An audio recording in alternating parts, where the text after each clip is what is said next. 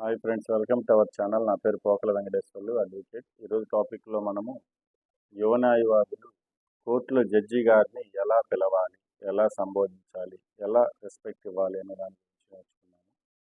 గతంలో అయినట్టయితే మనకి మై లార్డ్ అని, యువర్ లార్డ్షిప్ అనే పదాలు వాడేవారు అనమాట. కానీ బార్ కౌన్సిల్ ఆఫ్ ఇండియా వారు ఏం చేశారంటే ఆ వర్డ్స్ ప్లేస్లో మనము సార్ అనేది యాడ్ చేయమని చెప్పారు. ఇది మనకి లోయర్ కోర్టులో అట్లానే ట్రిబ్యునల్స్లో కూడా సార్ అనే పదాన్ని మనం యూజ్ చేయవచ్చు అనమాట.